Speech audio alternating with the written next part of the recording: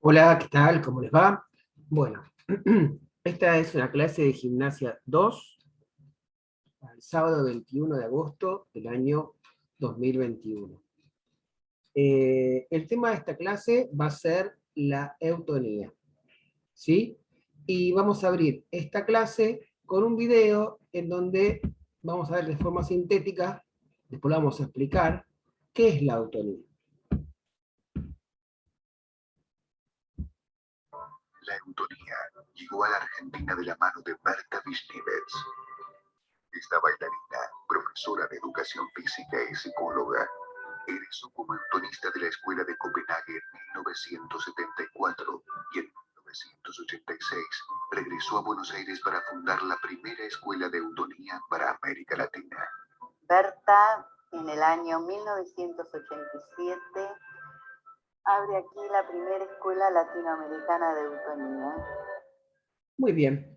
La palabra eutonía surge a principios del siglo XX en el contexto de las ciencias médicas.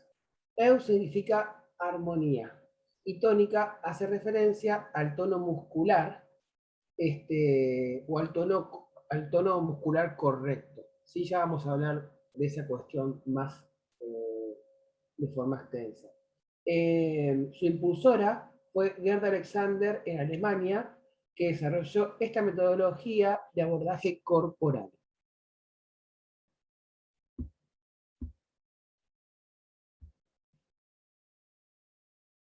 Bueno, vamos a compartir otras imágenes que tienen que ver también con la autonía, ¿no? Mostramos este esqueleto porque cuando a mí se me presenta algo en concreto, tengo más conocimiento de eso que tengo que en una clase imaginar. Bueno, entonces, el conocimiento de la función tónica implica una actividad siempre consciente, pero al mismo tiempo eh, inconsciente, ¿sí? O sea, hay en nuestra vida una actividad consciente, ¿sí?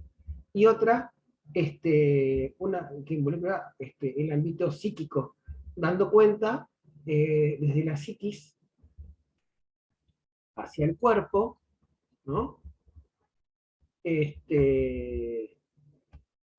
Lo que sucede con nuestra tonicidad, representado en el tono muscular.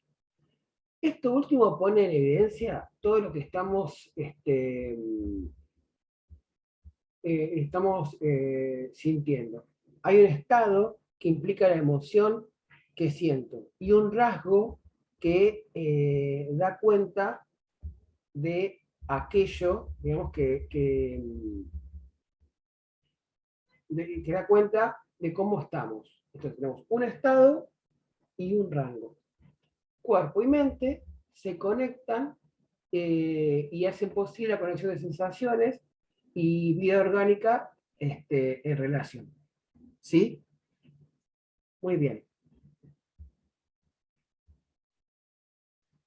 En esta metodología, vamos a poner acá play, perdón que no lo dejé. Ahí está. En esta metodología de la autonía consiste en convertir esos actos inconscientes, ¿sí? En conscientes y adaptarlos a cada situación de la vida cotidiana mediante la percepción y la sensibilidad. La distonía hace referencia a una zona del cuerpo con más tono que otras, es decir, ahí lo que se produce es una distonía, ¿no? La buena salud consiste en tener una buena fluctuación del tono, es decir, que podamos adaptar el tono muscular a distintas situaciones según lo requiera el cuerpo, ¿no? Digamos, el ejemplo más concreto que como profe de educación física conocemos es cuando se produce la contracción, sobre todo en la espalda, que afecta la zona cervical y después genera contracturas, dolores de cabeza y distintos malestares.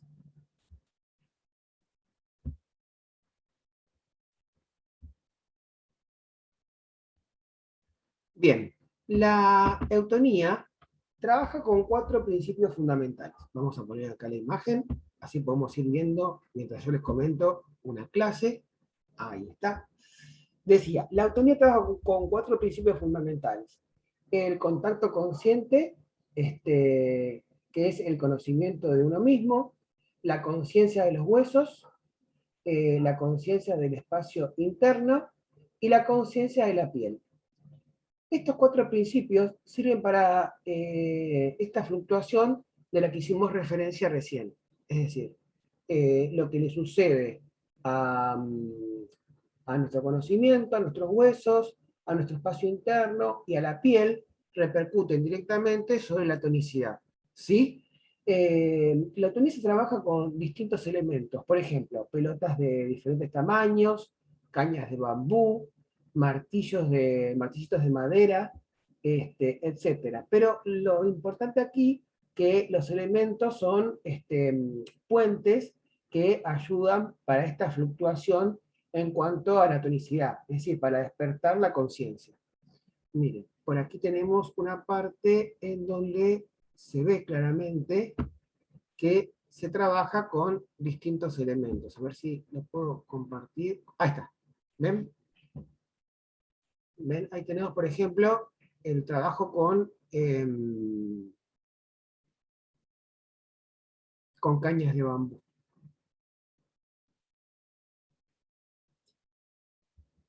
Bien. Las clases o trabajos pueden ser de forma individual o de grupos reducidos. Y luego también puede haber clases más extensas en el tiempo, pues toman un tema y trabajan sobre el mismo. Ahí ya son más grupales y duran más horas, ¿no? Por 2 o 3 horas. Cosas que se pueden mejorar con la autonía. Con la autonía se puede mejorar la prevención y reversión de las funciones articulares. Es decir, yo tengo alguna cuestión, alguna dolencia articular, que me produzca alguna molestia, lo puedo revertir. O puedo prevenir que tener alguna dolencia.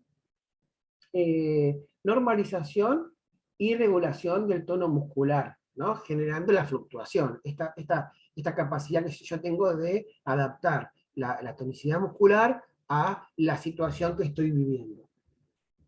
Mejorar la postura y mejoramiento de las funciones neurovegetativas, como la circulación, la función cardiovascular, las que corresponden al aparato digestivo y los trastornos del sueño.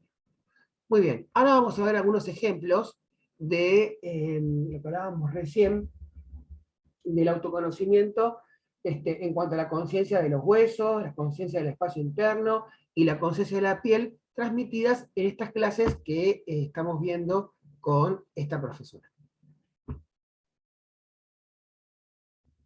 Bueno, hablábamos recién de hacerse consciente de distintas partes del cuerpo y vamos a ver cómo se da eso en lo referido a la piel. Conciencia de la piel. Uno de los principios de la eutonía es tomar conciencia de la piel como envoltura, como sostén de nuestro esqueleto y músculos, y también de todos los órganos sensoriales que ella contiene. Trabaja la conciencia de piel a través del tacto y del contacto consciente. Así que, por favor, que la mano derecha toque la piel de la mano izquierda.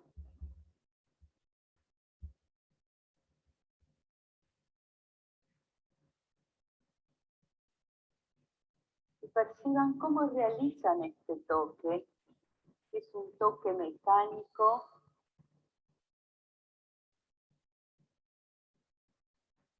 o si el deseo de investigar, de sentir la calidad de esta piel se impone.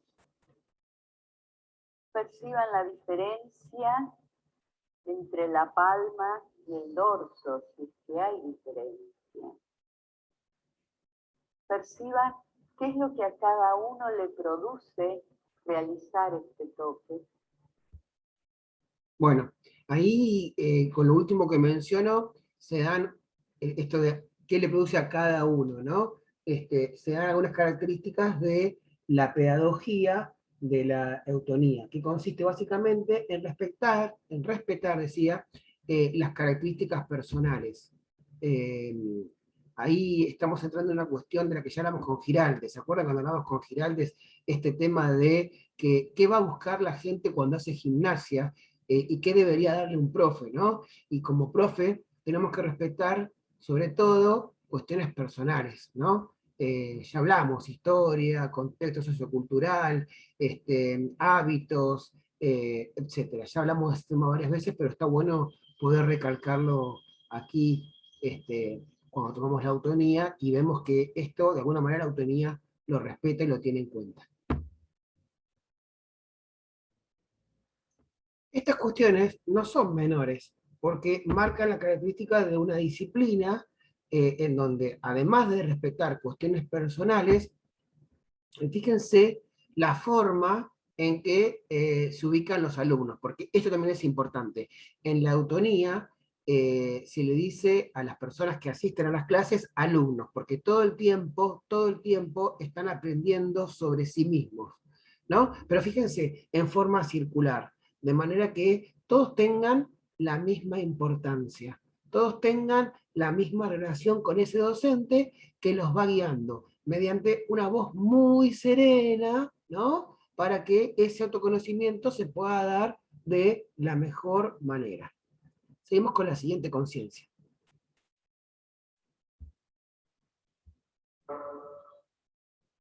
Conciencia ósea.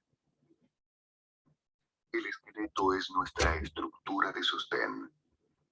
Los huesos son la fuente básica de energía para cada movimiento, y en la forma de cada uno de ellos está dada su función.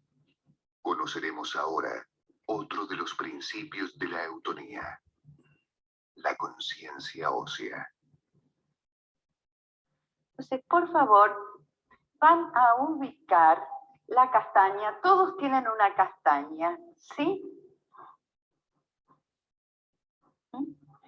Van a ubicar la castaña en el hueco que se encuentra en la base del occipital.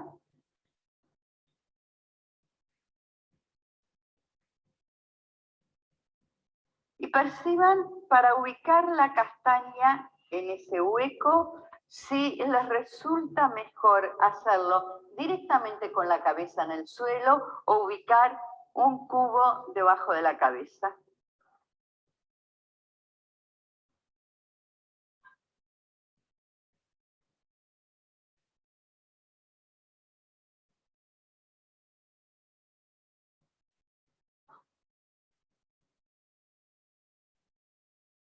¿Sí?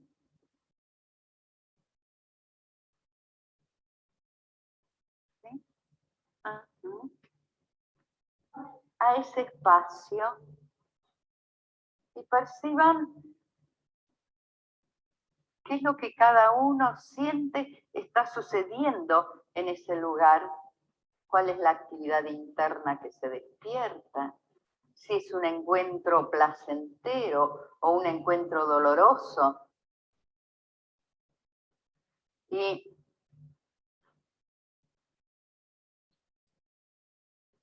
si se despierta una sutil actividad interna, de suceder eso, ¿hacia dónde se dirige esa actividad interna? Bueno, cuando hablamos de conciencia, podemos hacer referencia a la conciencia corporal, ¿no? Digamos, fíjense que la primera conciencia a la que hicimos referencia recién fue la conciencia de la piel. Y ahora estamos haciendo referencia a la conciencia ósea.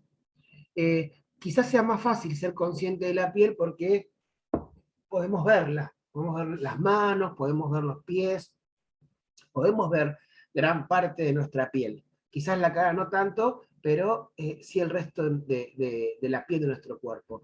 La conciencia ósea se hace más complicada, pero es interesante cómo esta docente en la primera parte de la clase fue mostrando parte de la columna para que luego ese proceso de conciencia se vaya haciendo más fácil durante la clase. Esa fue la parte de la introducción. ¿Ven? Aquí. Es una columna, ¿sí? A esta columna le faltan los discos, pero si no, la parte ósea, las vértebras, son de verdad. La parte superior de la columna se articula acá en la base del occipital, ¿ven? Hay unos cóndilos, se articulan acá en estos espacios de la primer vértebra cervical. ¿Sí? Si quieren verlo. Bueno, fíjense, eso va haciendo, es importante porque va haciendo que la parte ósea sea más fácil al momento de trabajar sobre lo que es la conciencia ósea. Fíjense qué importante, ¿no? Y qué capacidad discursiva y de transmisión que tiene la docente. Bueno, habíamos ya mencionado a la conciencia ósea, a la conciencia de la piel, y ahora vamos a compartir lo que es el espacio interno, la conciencia del espacio interno. Espacio interno. El concepto de espacio interno está basado en la concientización del lugar donde ocurren los procesos fisiológicos, neurológicos, afectivos, intelectuales y psíquicos. Es otro de los principios de esta disciplina. La experiencia del espacio interno es una percepción que se va construyendo con el uso de distintos recursos de autoría. Para transitar el espacio interno es imprescindible el uso de la mirada interna para, a través de ella, poder percibir la forma, el largo, el ancho, el grosor, la dimensión, el volumen del espacio interno a observar y los procesos que se despiertan en ese espacio que van a observar.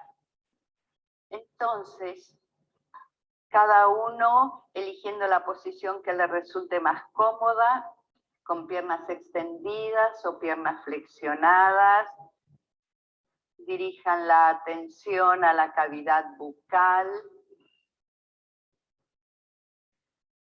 y con la ayuda de la lengua recorran la cavidad bucal, que es lo que le despiertan los pensamientos. Bueno, muy bien, y supongo que ahí irá avanzando. Gerda Alexander, que obviamente es alemana, y que comenzó con esto a principios del siglo XX, viaja a la Argentina en 1970 y comienza a dar charlas y congresos. Y avanzado la década del 70, más cerca de la década del 80, se funda la Escuela de Eutonía Argentina, con lo cual se produce la formación de los primeros docentes en eutonía en la Argentina. ¿Sí? Esto es importante porque no cualquiera puede ser eutonista. Hay que estar consciente que para ello se necesita una preparación.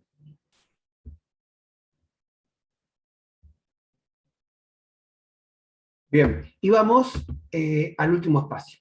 ¿Sí? Transporte. La utilización consciente del reflejo postural o reflejo de enderezamiento es lo que en eutonía se denomina como transporte y es el último principio que conoceremos a continuación.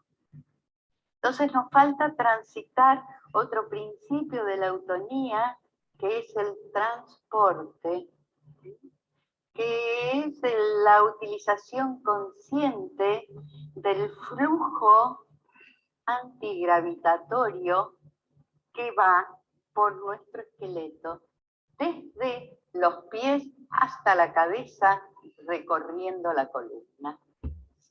Bueno, de esta manera pudimos ver los 4 principios básicos de la eutonía y lo que se trabaja en cada clase, ¿no? El eutonista, desde su estado perceptivo, acompaña y guía al paciente a través de palabras, como hemos podido ver, que a modo de consigna van desencadenando el hacer de cada alumno. Eso está percibido en esta clase, pero también lo más importante es no solamente esta guía que va produciendo el docente, el profesor, sino la forma en que lo va haciendo, ¿no? El tono de voz, cómo ese tono de voz promueve la acción.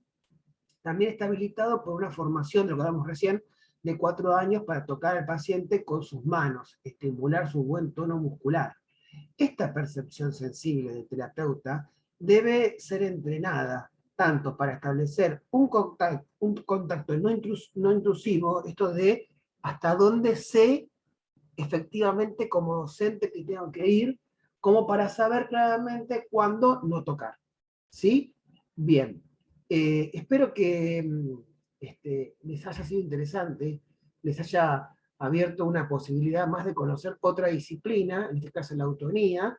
Vamos a ir viendo en gimnasia distintas corrientes que tienen que ver con la actividad física, con la gimnasia, valga la redundancia, y que muestran distintas posibilidades de poner el cuerpo en movimiento, ¿no? Y qué se busca puntualmente en cada una de estas propuestas. Bueno, nos vemos la clase que viene. Una mirada que juzga. ¿Qué van a pensar de mí si estoy haciendo esto? Entonces, cuando aparece esa mirada, uno se pierde la posibilidad de ser uno mismo, de estar más en contacto con uno. Entonces, los que si alguna vez sienten pudor de decirla o recuerden que el pudor tiene que ver con la mirada externa. Y qué importante esto último que dijo, que también lo hemos trabajado en gimnasia, que es la mirada del otro, ¿no? Cómo la mirada del otro influye en nuestros propios comportamientos, en nuestra forma de hacer, ¿no? Bueno, cerramos entonces la clase, espero que les haya gustado esta propuesta del día de hoy, y nos vemos la próxima.